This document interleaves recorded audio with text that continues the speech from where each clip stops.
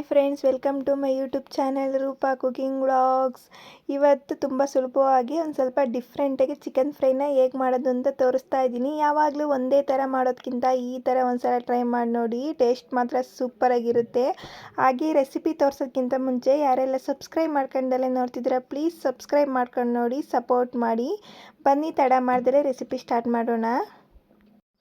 ಮೊದಲಿಗೆ ನಾನು ಮಸಾಲೆ ಹುರ್ಕೊಳ್ಳೋಕ್ಕೆ ಫ್ರೈಗೆ ಒಂದು 2 ಗೆಡ್ಡೆ ಬೆಳ್ಳುಳ್ಳಿ, 1 ಇಂಚು ಶುಂಠಿ, ಒಂದು 8ರಿಂದ 9 ಹಸಿರುಮೆಣಸಿನ್ಕಾಯಿ ನೀವು ಖಾರಕ್ಕೆ ತಕ್ಕನಾಗೆ ಹಾಕ್ಕೊಳ್ಳಿ. ಒಂದು 3 ಗೆಡ್ಡೆ ಈರುಳ್ಳಿನ ಈ ಥರ ದಪ್ಪ ದಪ್ಪಾಗಿ ಕಟ್ ಮಾಡಿ ಇಟ್ಕೊಂಡಿದ್ದೀನಿ. ಒಂದೇ ಒಂದು ಹುಳಿ ಟೊಮೊಟೊ ತೊಗೊಂಡಿದ್ದೀನಿ ಮತ್ತು ಒಂದು ಅರ್ಧ kg ಚಿಕನ್ನ ತೊಗೊಂಡಿದ್ದೀನಿ. ಈಗ ಸ್ಟವ್ ಮೇಲೆ ಒಂದು ಫ್ರೈ ಪ್ಯಾನ್ ಇಟ್ಕೊಂಡು ಒಂದು 2ರಿಂದ 3 ಸ್ಪೂನ್ ಎಣ್ಣೆ ಹಾಕ್ಕೊತಾ ಇದ್ದೀನಿ. ಎಣ್ಣೆ ಚೆನ್ನಾಗಿ ಕಾದ್ಮೇಲೆ ನಾನು ಆವಾಗಲೇ ತೋರಿಸಿದ್ನಲ್ಲ ಈರುಳ್ಳಿ, ಬೆಳ್ಳುಳ್ಳಿ, ಶುಂಠಿ, ಹಸಿರು ಮೆಣಸಿನ್ಕಾಯಿ ನಾನಿಲ್ಲಿ ಮೊದಲು ಹಾಕ್ಕೊತಾ ಇದ್ದೀನಿ. ಟೊಮೊಟೊ ಹಾಕ್ಕೊತಿಲ್ಲ, ಫಸ್ಟು ನಾನಿಲ್ಲಿ ನೋಡಿ ಇಲ್ಲಿ ತೋರಿಸ್ತಾ ಇದ್ದೀನಿ. ಇಷ್ಟು ಮಸಾಲೆ ಪದಾರ್ಥನ ನಾನು ಹಾಕ್ಕೊತಾ ಇದ್ದೀನಿ. ಇವಾಗೆಲ್ಲ ಹಾಕಿದ್ದಾದ್ಮೇಲೆ ಒಂದು ಸಲ ನೀಟಾಗಿ ಮಿಕ್ಸ್ ಮಾಡಿಕೊಂಡು ಎಣ್ಣೆಲಿ ನೆಕ್ಸ್ಟ್ ನಾನಿಲ್ಲಿ ಒಂದು ಚಿಕ್ಕ ಸ್ಪೂನಲ್ಲಿ 1 ಸ್ಪೂನಷ್ಟು ನಾನಿಲ್ಲಿ ಕಾಳು ಮೆಣಸನ್ನ ಹಾಕ್ಕೊತಾ ಇದ್ದೀನಿ. ಒಂದು 4ರಿಂದ 5 ಪೀಸು ಚಿಕ್ಕ ಪೀಸು ನಾನಿಲ್ಲಿ ಚಕ್ಕೆನ ಹಾಕ್ಕೊತಾ ಇದ್ದೀನಿ. ಒಂದೇ ಒಂದು 2 ಪೀಸು ಲವಂಗನ ಹಾಕ್ಕೊತಾ ಇದ್ದೀನಿ. ಇದೆಲ್ಲ ಹಾಕಿದ್ದಾದ್ಮೇಲೆ ಒಂದು ಸಲ ನೀಟಾಗಿ ಮಿಕ್ಸ್ ಮಾಡಿಕೊಂಡು ಸ್ಟವ್ನ ಲೋ ಫ್ಲೇಮಲ್ಲಿ ಇಟ್ಕೊಂಡು ಈರುಳ್ಳಿ ಎಲ್ಲ ಒಂದು ಸ್ವಲ್ಪ ಕಲರ್ ಚೇಂಜ್ ಆಗೋವರೆಗೂ, ಬೆಳ್ಳುಳ್ಳಿ ಮತ್ತು ಶುಂಠಿ ಇದೆಲ್ಲ ಹಸಿ ಸ್ಮೆಲ್ ಹೋಗೋವರೆಗೂ ಎಣ್ಣೆಲಿ ಸ್ಟವ್ನ ಲೋ ಫ್ಲೇಮಲ್ಲಿ ಇಟ್ಕೊಂಡು ನಿಧಾನಕ್ಕೆ ಈ ಥರ ಹುರ್ಕೊತಾ ಇದ್ದೀನಿ. ಈ ಥರ ಮಸಾಲೆ ಹುರ್ಕೊಂಡು ಚಿಕನ್ ಫ್ರೈನ ಮಾಡೋದ್ರಿಂದ ಟೇಸ್ಟ್ ಒಂದು ಸ್ವಲ್ಪ ಡಿಫ್ರೆಂಟಾಗಿರುತ್ತೆ. ಒಂದ್ಸಲ ಟ್ರೈ ಮಾಡಿ ನೋಡಿ, ನಿಜವಾಗ್ಲೂ ಟೇಸ್ಟ್ ಎಲ್ಲರಿಗೂ ಇಷ್ಟ ಆಗಿಬಿಡುತ್ತೆ. ಈಗ ಈರುಳ್ಳಿ ಮತ್ತು ಹಸಿರುಮೆಣಸಿನ್ಕಾಯಿ ಎಲ್ಲ ಸ್ವಲ್ಪ ಚೆನ್ನಾಗಿ ಫ್ರೈ ಆಗಿದೆ. ಇವಾಗ ಲಾಸ್ಟಿಗೆ ನಾನಿಲ್ಲಿ ಒಂದೇ ಒಂದು ಹುಳಿ ಟೊಮೊಟೊನ ಹಾಕ್ಕೊಂಡು ಚೆನ್ನಾಗಿ ಮಿಕ್ಸ್ ಮಾಡಿಕೊಂಡು ಒಂದು 5 ನಿಮಿಷ ಟೊಮೊಟೊನ ಹುರ್ಕೊತಿದ್ದೀನಿ ಅಷ್ಟೇ. ನೋಡಿ ತೋರಿಸ್ತಾ ಇದ್ದೀನಲ್ಲ, ಈ ಥರ ಟೊಮೊಟೊನ ಹುರ್ಕೊತಾ ಇದ್ದೀನಿ.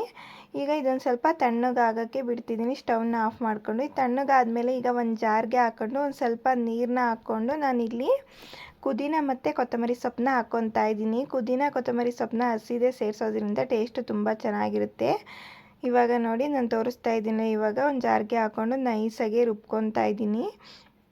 ನೋಡಿ ಈ ಥರ ನಾನು ರುಬ್ಕೊತಾ ಇದ್ದೀನಿ. ತೀರಾ ದಪ್ಪಗೂ ಇರಬಾರ್ದು, ತೀರಾ ಸಣ್ಣಗೂ ಇರಬಾರ್ದು, ಈ ಥರ ರುಬ್ಕೊಂಡಿದ್ದೀನಿ. ಈಗ ಸ್ಟವ್ ಮೇಲೆ ಒಂದು ಕಡಾಯಿನ ಇಟ್ಕೊಂಡು ಒಂದು 2ರಿಂದ 3 ಸ್ಪೂನ್ ಎಣ್ಣೆನ ಹಾಕ್ಕೊಂಡು ಎಣ್ಣೆ ಚೆನ್ನಾಗಿ ಕಾದ್ಮೇಲೆ ಈಗ ಚಿಕನ್ನ ಹಾಕ್ಕೊತಾ ಇದ್ದೀನಿ. ಚಿಕನ್ನ ಒಂದು 2ರಿಂದ 3 ಸಲ ಒಂದು ಸ್ವಲ್ಪ ಅರಿಶಿನ ಪುಡಿನ ಹಾಕ್ಕೊಂಡು ಚೆನ್ನಾಗಿ ತೊಳ್ಕೊಳ್ಳಿ, ಇಲ್ಲಾಂದರೆ ಅದು ಸ್ಮೆಲ್ ಬಂದುಬಿಡುತ್ತೆ. ಅದಕ್ಕೋಸ್ಕರ ನೀಟಾಗಿ ಚಿಕನ್ನ ತೊಳ್ಕೊಳ್ಳಿ. ಈಗ ಚಿಕನ್ನೆಲ್ಲ ಹಾಕಿದ್ದಾದ್ಮೇಲೆ ಒಂದು ಸಲ ನೀಟಾಗಿ ಮಿಕ್ಸ್ ಮಾಡ್ಕೊತಾ ಇದ್ದೀನಿ.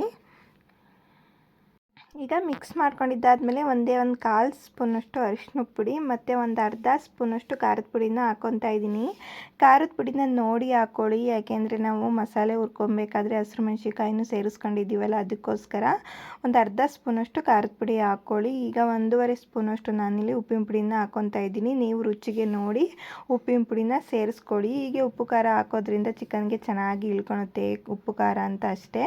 ಈಗ ಒಂದು 10 ಎಲೆ ಕರ್ಬೇವಿನ ಸೊಪ್ಪನ್ನ ಹಾಕ್ಕೊತಾ ಇದ್ದೀನಿ. ಹಸಿ ಕರ್ಬೇವಿನ ಸೊಪ್ಪನ್ನ ಹಾಕ್ಕೊತಾ ಇದ್ದೀನಿ. ಈಗಲೇ ಹಸಿ ಕರ್ಬೇವಿನ ಸೊಪ್ಪ ಸೇರಿಸೋದ್ರಿಂದ ಚಿಕನ್ ಫ್ರೈ ಟೇಸ್ಟ್ ತುಂಬ ಚೆನ್ನಾಗಿರುತ್ತೆ. ಅದಕ್ಕೋಸ್ಕರ ಇವಾಗ ನೋಡಿ ಎಲ್ಲ ಉಪ್ಪು ಖಾರದ ಪುಡಿ ಎಲ್ಲ ಹಾಕಿದ್ದಾದ್ಮೇಲೆ ಚಿಕನ್ನ ನೀಟಾಗಿ ಮಿಕ್ಸ್ ಮಾಡ್ಕೊತಾ ಇದ್ದೀನಿ. ನೋಡಿ ಇವಾಗ ಉಪ್ಪು ಖಾರ ಎಲ್ಲ ಚೆನ್ನಾಗಿ ಚಿಕನ್ಗೆ ಇಳ್ಕೊಂಡಿರುತ್ತೆ. ಹಾಗೆ ಕಲರ್ ಕೂಡ ಚಿಕನ್ಗೆ ಒಳ್ಳೆ ಕಲರ್ ಕೊಡುತ್ತೆ ಅರಿಶಿನ ಪುಡಿ ಖಾರದ ಪುಡಿ ಸೇರಿಸೋದ್ರಿಂದ, ಅದಕ್ಕೋಸ್ಕರ ಅಷ್ಟೇ.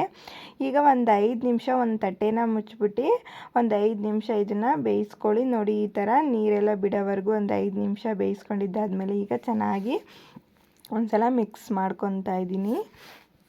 ನೋಡಿ ತೋರಿಸ್ತಿದ್ನಲ್ಲ, ಈ ಥರ ಬೇಯಿಸ್ಕೊಳ್ಳಿ. ಇವಾಗ ಆವಾಗಲೇ ಮಸಾಲೆ ರುಬ್ಬಿ ಎತ್ತಿಕೊಂಡಿದ್ವಲ್ಲ, ಅದನ್ನು ನಾನಿಲ್ಲಿ ಹಾಕ್ಕೊತಾ ಇದ್ದೀನಿ.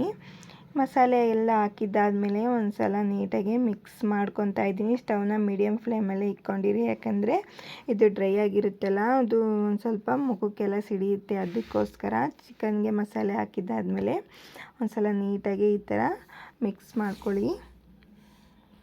ಇವಾಗ ಮಸಾಲೆ ಎಲ್ಲ ಚೆನ್ನಾಗಿ ಮಿಕ್ಸ್ ಮಾಡ್ಕೊಂಡಿದ್ದಾಗಿದೆ. ಖಾರನ ರುಬ್ಕೊಂಡಿದ್ವಲ್ಲ, ಅದೇ ಜಾರ್ಗೆ ಒಂದೇ ಒಂದು ಸ್ವಲ್ಪ ನೀರನ್ನ ಹಾಕ್ಬಿಟ್ಟು ಹಾಕ್ಕೊಳ್ಳಿ. ಯಾಕೆ ಅಂತಂದರೆ ಜಾಸ್ತಿ ಇದು ಗ್ರೇವಿ ಥರ ಬರಬೇಕು, ಅದಕ್ಕೋಸ್ಕರ ನೀರು ಹಾಕಿದ್ದಾದ್ಮೇಲೆ ಒಂದು ಪ್ಲೇಟ್ ಮುಚ್ಚಿಬಿಟ್ಟು ಒಂದು 10ರಿಂದ 15 ನಿಮಿಷ ಬೇಯಿಸ್ಬಿಟ್ರೆ ಸಾಕು.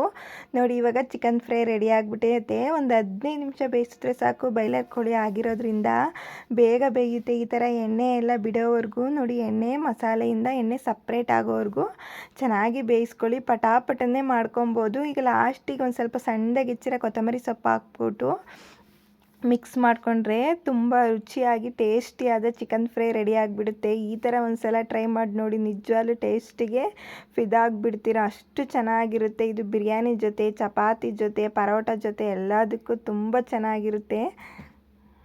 ಈ ರೆಸಿಪಿನ ನೀವೊಂದ್ಸಲ ಟ್ರೈ ಮಾಡಿ ಹೇಗಿದೆ ಅಂತ ಕಮೆಂಟ್ ಬಾಕ್ಸಲ್ಲಿ ತಿಳಿಸಿ. ಹಾಗೆ ಈ ವಿಡಿಯೋ ನಿಮ್ಗೇನಾದರೂ ಇಷ್ಟ ಆಗಿದ್ರೆ ಒಂದು ಲೈಕ್ ಕೊಡಿ. ಹಾಗೆ ಸಬ್ಸ್ಕ್ರೈಬ್ ಮಾಡ್ಕೊಂಡಲ್ಲ ಯಾರೆಲ್ಲ ನನ್ನ ಚಾನಲ್ ನೋಡ್ತಿದ್ದೀರ ಪ್ಲೀಸ್ ಸಬ್ಸ್ಕ್ರೈಬ್ ಮಾಡ್ಕೊಂಡು ನೋಡಿ, ಸಪೋರ್ಟ್ ಮಾಡಿ. Thank you for watching.